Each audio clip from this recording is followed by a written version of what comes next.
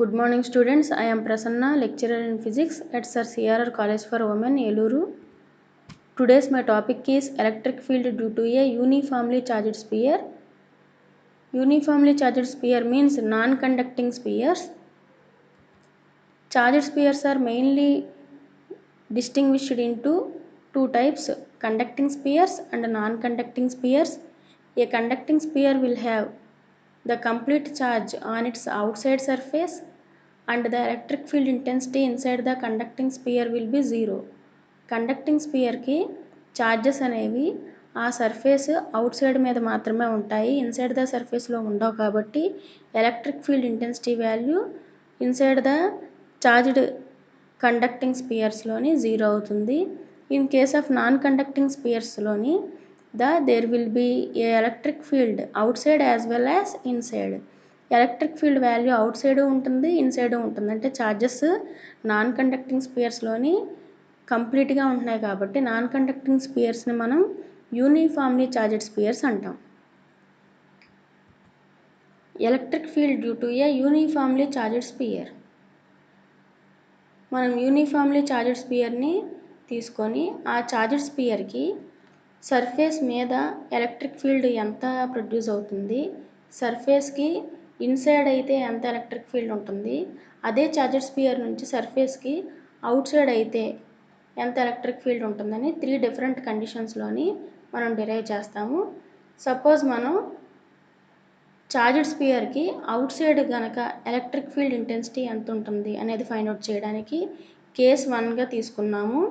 ఇక్కడ మనం ఏ అనే చార్జ్డ్ స్పియర్ని తీసుకుంటున్నాము. ఇక్కడ డార్క్ లైన్తో ఉన్నది ఒక చార్జ్డ్ స్పియర్ అనుకుంటున్నాము. అది సాలిడ్ స్పియర్, అది యూనిఫామ్లీ డిస్ట్రిబ్యూటెడ్ చార్జ్డ్ స్పియర్ కాబట్టి ఇక్కడ +Qతో ఇండికేట్ చేస్తున్నాము. పాజిటివ్ చార్జ్డ్ స్పియర్ అది. ఆ చార్జ్డ్ స్పియర్ సెంటర్ నుంచి దానికి ఉండే రేడియస్ క్యాపిటల్ అనుకున్నాము. ఓ నుంచి సర్ఫేస్ మీద ఉండే రేడియస్ క్యాపిటల్. అలాగే మనం తీసుకున్న స్పియర్ అనేది యూనిఫామ్గా డిస్ట్రిబ్యూట్ అవుతుంది కాబట్టి దాని యొక్క volume density of the charge, మన డెన్సిటీ అంటే ఛార్జ్ పర్ వాల్యూమ్ కాబట్టి ఇక్కడ వాల్యూమ్ డెన్సిటీ ρ = Q/V. ఇక్కడ వాల్యూమ్ ఆఫ్ ద స్పియర్ అంటే 4/πr³. సపోజ్ మనం ఇక్కడ ఫస్ట్ కండిషన్ ప్రకారం మనం చార్జ్డ్ స్పియర్కి పాయింట్ని అవుట్ సైడ్ కనుక ప్లేస్ చేసి అవుట్ సైడ్ పాయింట్ దగ్గర ఎలక్ట్రిక్ ఫీల్డ్ ఇంటెన్సిటీకి ఫైండ్ అవుట్ చేద్దాం అనుకుంటున్నాం కాబట్టి మనం తీసుకున్న ఈ స్పియర్కి అవుట్ సైడ్న P అనే పాయింట్ని కన్సిడర్ చేసాము. ఈ కన్సిడర్ చేసిన P అనే పాయింట్ దగ్గర ఎంత ఎలక్ట్రిక్ ఫీల్డ్ ఈ చార్జ్డ్ స్పియర్ నుంచి ప్రొడ్యూస్ అవుతుందో మనం ఫైండ్ అవుట్ చేయాలి. ఆ P అనే పాయింట్ నుంచి బేస్ చేసుకొని మనం ఒక ఇమాజినరీ సర్ఫేస్ని డ్రా చేసాం. దాన్ని మనం గాషియన్ సర్ఫేస్ అంటున్నాము. ఎప్పుడైతే P అనే పాయింట్ని ప్లేస్ చేసామో ఆ సర్ఫేస్ యొక్క సెంటర్ నుంచి అంటే O నుంచి P వరకు ఉండే రేడియస్ r, అలాగే P అనే పాయింట్ దగ్గర నుంచి ఎలక్ట్రిక్ ఫీల్డ్ ఇంటెన్సిటీ డైరెక్షన్ అనేది పాజిటివ్ ఛార్జెస్ కాబట్టి అవుట్వర్డ్ ఇండికేట్ చేస్తుంది. అలాగే మనం తీసుకున్న సర్ఫేసు Pని బేస్ చేసుకొని ఒక స్మాల్ రీజియన్ కన్సిడర్ చేసాము. దాని యొక్క సర్ఫేస్ DS యొక్క డైరెక్షన్ కూడా అవుట్వర్డ్ డైరెక్షన్ ఇండికేట్ చేస్తుంది. సపోజ్ మనం ఈ P నుంచి కన్సిడర్ చేసిన మొత్తం ఏరియా అంతా గాషియన్ సర్ఫేస్ అంతా ఫైండ్ అవుట్ చేయాలి అంటే ముందుగా మనం ఈ స్మాల్ పోర్షన్లో వాల్యూ ఎంత ఉందో కనుక్కుంటే టోటల్ సర్ఫేస్కి ఫైండ్ అవుట్ చేయడానికి మనం ఇంటిగ్రేషన్ అప్లై చేస్తాము. ఇక్కడ మనం అబ్జర్వ్ చేస్తే O నుంచి P వరకు ఉండే radius small r value capital R కన్నా ఎక్కువగా ఉంటుంది. ఎందుకంటే సెంటర్ నుంచి ఈ క్యాపిటల్ R కన్నా స్మాల్ r వాల్యూ అనేది డిస్టెన్స్ అనేది కొంచెం ఇంక్రీజ్ అయింది కాబట్టి మనం ఫైండ్ అవుట్ చేసేది the electric field E at this point. For this purpose we construct a Gaussian surface of radius OP. ఈ P అనే పాయింట్ దగ్గర మనం ఎలక్ట్రిక్ ఫీల్డ్ ఫైండ్ అవుట్ చేద్దాం అనుకుంటున్నాం కాబట్టి అదే పాయింట్ని బేస్ చేసుకొని ఒక గాషియన్ సర్ఫేస్ని కన్స్ట్రక్ట్ చేసాము. From the symmetry of charge distribution, the electric field at all points the Gaussian surface is the same and will be perpendicular to the surface. ఇక్కడ మనం డ్రా చేసిన గాషియన్ సర్ఫేస్ మొత్తానికి electric field value find out చేయడం కోసం ముందుగా మనం ఇక్కడ small పోర్షన్లో ఉండే electric field value find out చేస్తున్నాం కాబట్టి ఇక్కడ వాల్యూ ఎంతైతే ఉంటుందో ఈ సర్ఫేస్ మొత్తంలో ప్రతి పాయింట్ దగ్గర అంటే ఎనీ పాయింట్ దగ్గర కనుక మన ఎలక్ట్రిక్ ఫీల్డ్ వాల్యూని ఫైండ్ అవుట్ చేస్తే ఈచ్ అండ్ ఎవ్రీ పాయింట్ దగ్గర కూడా దీని యొక్క ఛార్జ్ డిస్ట్రిబ్యూషన్ అనేది యూనిఫామ్గా ఉంటుంది. అలాగే మనం small portion value find out చేస్తున్నాం కాబట్టి మనకి ఆ స్మాల్ పోర్షన్లో ఉండే ఎలక్ట్రిక్ ఫ్లక్స్ అంటే కేవలం ఆ డిఎస్ పోర్షన్లోని ఎన్ని number of electric lines of forces ఆ ఛార్జ్డ్ స్పియర్ నుంచి పాస్ అవుతున్నాయి అంటే ఈ డాట్ డిఎస్ ఈక్వల్ టు మనకి ఈ డిఎస్ కాస్ థీటా. ఇక్కడ మనం డయాగ్రామ్లో అబ్జర్వ్ చేస్తే ఇక్కడ పి అనే పాయింట్ డిఎస్ అనే సర్ఫేస్లో తీసుకున్నాము.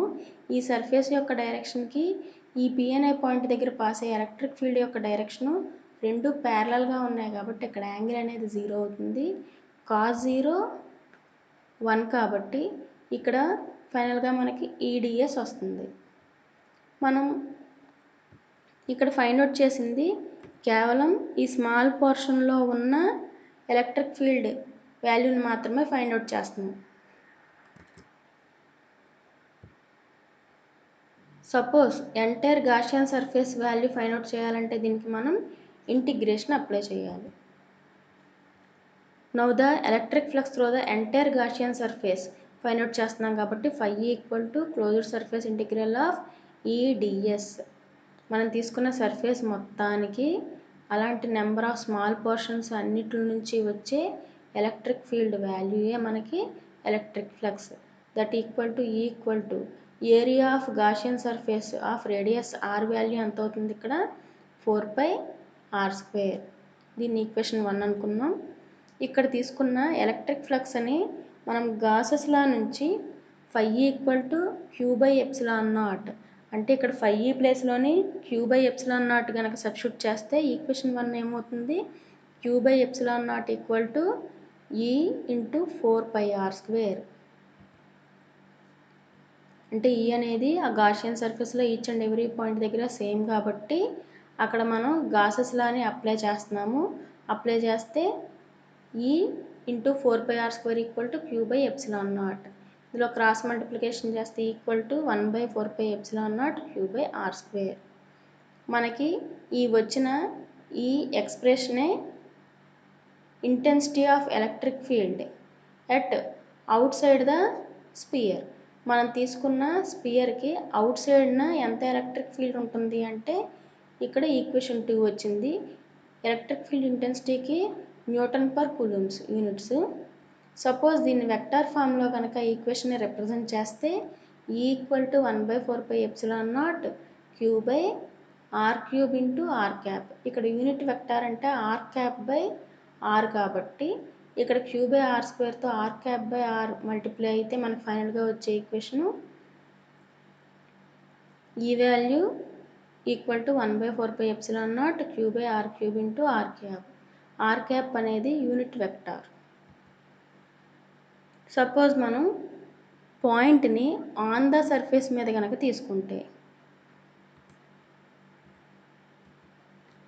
ఇక్కడ డయాగ్రామ్లోని తీసుకున్న సర్ఫేస్ని ఏ అనుకుంటున్నాం కాబట్టి ఇదే సర్ఫేస్ మీద సపోజ్ పాయింట్ని ఇక్కడ కనుక కన్సిడర్ చేస్తే ఎక్కడైతే పాయింట్ని కన్సిడర్ చేసామో ఆ సర్ఫేస్కి సెంటర్ నుంచి రేడియస్ R ఎంత ఉంటుందో ఆ కన్సిడర్ చేసిన పాయింట్ యొక్క రేడియస్ r కూడా అంతే ఉంటుంది కాబట్టి here r equal to R. అంటే మనకి అవుట్ సైడ్ ఈక్వేషన్ ఎంతైతే వచ్చిందో సేమ్ అదే ఎలక్ట్రిక్ ఫీల్డ్ ఇంటెన్సిటీ ఈక్వేషన్ అనేది మనకి వస్తుంది. కానీ వచ్చే వాల్యూని మనం ఎలా రిప్రజెంట్ చేస్తున్నాము ఆన్ ద సర్ఫేస్ కాబట్టి సర్ఫేస్ మీద ఉండే radius R equal to 1/4πε0 Q/R². మనకి యూనిట్స్ Nm/Coulomb. సపోజ్ కేస్ 3 కనుక అబ్జర్వ్ చేస్తే at a point inside the charged sphere. మనం తీసుకున్న చార్జ్డ్ స్పియర్ లోపల కనుక పాయింట్ని కనుక తీసుకుంటే అంటే ఇక్కడ మనం గాషియన్ సర్ఫేస్ ఎక్కడ తీసుకున్నాం కాబట్టి పీ డాష్తో రిప్రజెంట్ చేస్తున్నాము. ఇక్కడ ఏ అనే చార్జ్డ్ స్పియర్కి ఇన్సైడ్న పీ డాష్ అనే పాయింట్ తీసుకున్నాము. ఈ చార్జ్డ్ స్పియర్ యొక్క సెంటర్ నుంచి ఈ పీ డాష్ అనే పాయింట్ వరకు ఉండే రేడియస్ స్మాల్ ఆర్. అంటే ఇక్కడ ఈ స్పియర్ యొక్క రేడియస్ క్యాపిటల్ ఆర్ కన్నా ఈ ఇన్సైడ్ తీసుకుంటున్నాం కాబట్టి స్మాల్ ఆర్ వాల్యూ తక్కువగా ఉంటుంది. అంటే small R is less than capital R. Same ఈ పర్టికులర్ పాయింట్ని బేస్ చేసుకొని మనం గాషియన్ సర్ఫేస్ని డ్రా చేసాము. ఈ డ్రా చేసిన గాషియన్ సర్ఫేస్లోని ఏ పాయింట్ దగ్గర అయితే మనం electric field intensity find out చేయాలనుకుంటున్నామో ఆ పాయింట్ దగ్గర ఎలక్ట్రిక్ ఫీల్డ్ ఇంటెన్సిటీ డైరెక్షను, అలాగే ఆ పాయింట్ని బేస్ చేసుకుని ఒక స్మాల్ పోర్షన్ని కన్స్ట్రక్ట్ చేసాము, దాన్ని డిఎస్ అనుకుంటున్నాము. రెండిట్లో యొక్క డైరెక్షను అవుట్వర్డ్ ఇండికేట్ చేస్తున్నాయి. ఇక్కడ కూడా ఈకి డిఎస్కి మధ్యలో యాంగిల్ అనేది ప్యారలల్గా ఉండడం వలన 0 అవుతుంది. సో మనకి ఈ dot DS equal to EDS cos 0 1 కాబట్టి ఫైనల్గా మనకి ఈడిఎస్ వస్తుంది. Total electric flux entire the Gaussian surface మనం ఇన్సైడ్ తీసుకున్న పాయింట్ని బేస్ చేసుకొని ఉన్న మొత్తం గాషియన్ సర్ఫేస్ యొక్క ఎలక్ట్రిక్ ఫ్లక్స్ ఫైండ్ అవుట్ చేయాలి అంటే ఇంటిగ్రేషన్ అప్లై చేస్తున్నాము. ఫైనల్గా మనకి equal to E into 4πr². Suppose the total charge enclosed by the Gaussian surface find out చేయాలంటే ఛార్జ్ కాబట్టి క్యూతో రిప్రజెంట్ చేస్తాము. అది మనకి ఛార్జ్ క్యూ కావాలి అంటే ఫార్ములా ప్రకారం product of volume and density కాబట్టి వాల్యూమ్ ఎన్క్లోజ్డ్ బై ఇట్ అంటే V ఇంటూ డెన్సిటీని మనం ఛార్జ్ పర్ యూనిట్ వాల్యూమ్గా రాసుకోవచ్చు అంటే రో. దట్ ఈక్వల్ టు మనకి ఇక్కడ వాల్యూమ్ అంటే 4/3πr³ ఇంటూ రో. Here a charge Q is uniformly distributed over a sphere of radius r. ఇక్కడ Q అనేది యూనిఫామ్గా డిస్ట్రిబ్యూట్ అవుతుంది స్పియర్లోని. దాని యొక్క రేడియస్ క్యాపిటల్ ఆర్ అయితే కనుక ఇక్కడ స్మాల్ ఆర్ ప్లేస్లో మనం క్యాపిటల్ ఆర్ని సబ్స్టిట్యూట్ చేస్తాము. అంటే total charge Q by volume 4/3πr³ small r ప్లేస్లోని క్యాపిటల్ ఆర్. అలాగే ఇక్కడ ఫైనల్గా మనకి 3Q/4πr³ వచ్చింది. Charge enclosed in Gaussian surface. Suppose మనం ఇక్కడ ఏబిని రెండింటిని కంపేర్ చేస్తే ఏ ఈక్వేషన్లోని ఈ రో వాల్యూని కనుక సబ్స్టిట్యూట్ చేస్తే మనకి charge enclosed by the Gaussian surface వస్తుంది.